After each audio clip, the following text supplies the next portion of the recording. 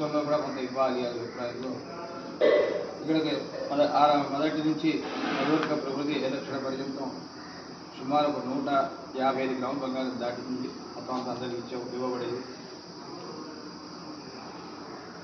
ఇది కాకుండా ఏదో దక్షిణాంశం కేవలం బంగారం ఇస్తే తృప్తి కాదు, దక్షిణాంశం అది ఎంత ఇవ్వాలంటే వెనగా మనం యాగం చేసుకున్నాం, ఎక్కడ ఉత్పత్తి అవుతుంది, ఎవరికి పోలు పెట్టినా చేసినా ఎవరికి నేను నిర్బంధం చేయలేదు. అందరికీ ఇలా చేస్తున్నాను మాత్రం ఒక అంటే ఇప్పుడు చేయవలసిన యాగం కాదు అసలు. వచ్చే ఫిబ్రవరిలో అనుకున్న యాగము 17వ తారీఖు చేద్దామన్న యాగం ఇది. ఇంకా దీనికోసం ఆగడం జరిగింది. కొంతమంది ఇస్తున్నాం కదా, ఈ కాస్ట్కి ఇవాళ అతిథులు 17 మంది ఇక్కడ నిమిత్తంగా ఉన్నారు.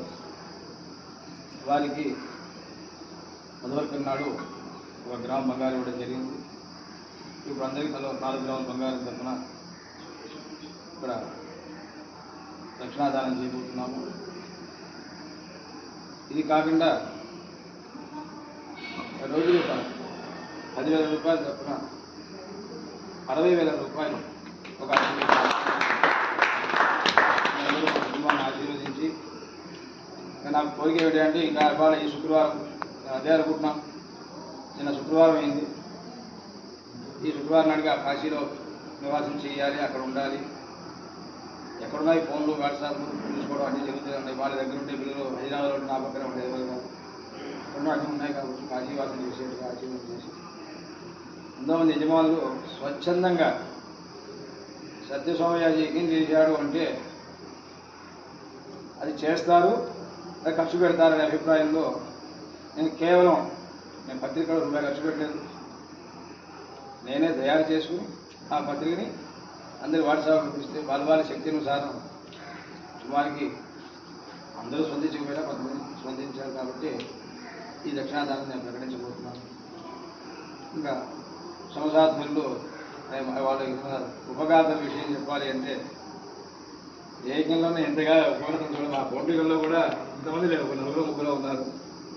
ఇక్కడ చూస్తే కాసేపట్లో బ్రహ్మలోకాన్ని తలపిస్తుందని అనిపిస్తుంది. ఎప్పుడు వస్తుందా ఈ దక్షిణాదానం అన్నీ లౌకికమైన అభిప్రాయం నాకు ఉండే. మహావీరాయనం ఇటువంటి స్తోత్రములన్నీ ఆరంభం అయిపోతున్నాం. అలాగే పెద్ద విషయం అంటే జోగులేగ గారికి ఆయన ఫోన్ చాలా తక్కువగా ఎత్తుతారు. ఎత్తడం అంటే ఎప్పుడో మన అదృష్టం బాగుండాలి. ఫోన్ ఎత్తారంటే ఇలా చేయాలి మనం నేనే వస్తున్నా అన్నారు. మా నాన్నగారు అభిప్రాయం దానికంటే కూడా మా కాశీవాసు మా శ్రీనారాయణ గారి అభిప్రాయం భిక్షాగీలకే అవసరం ఇచ్చి చేసుకోవాలి, వాళ్ళ శాఖ వాళ్ళని చేసుకోవాలి తప్ప మనం చేయకూడదు అని చాలా కాలం చెప్తూ వచ్చారు. ఒకసారైనా వారితో అవసరం చేయించాలని వారు ఆంధ్రభద్రాలు చాలా 1-2 సార్లు చేస్తున్నాం.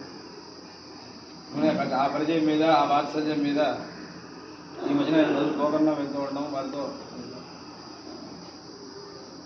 అటువంటి ఆయన వెంటనే చెప్పడం ఏంటి నిజంగా వారి 26వ తారీఖు కూడా స్వామివారు వారి శ్రీశైల భారతి వారు వారి ఇంట్లో ఉన్నారు. ఇంకో చోట ఉంటే ఏదో 10 రావచ్చు. నిజంగా వాళ్ళ ఇంట్లో ఉంటే ఆయన వెళ్ళేందుకు అక్కడ ఉండి అర్ధరాత్రంతా అలా ప్రయాణం చేసే వాయుయానంలో తెల్లవారే ఒకరే ఇక్కడ కూర్చున్నారు. ఇంకా మా అమ్మతో కృష్ణమూర్తి గారు వాళ్ళ సోదరులు చంద్రమూర్తి గారు ఇంకా ఆయన వచ్చాడని ఇంకా ఆశ్చర్యంగానే ఉంది.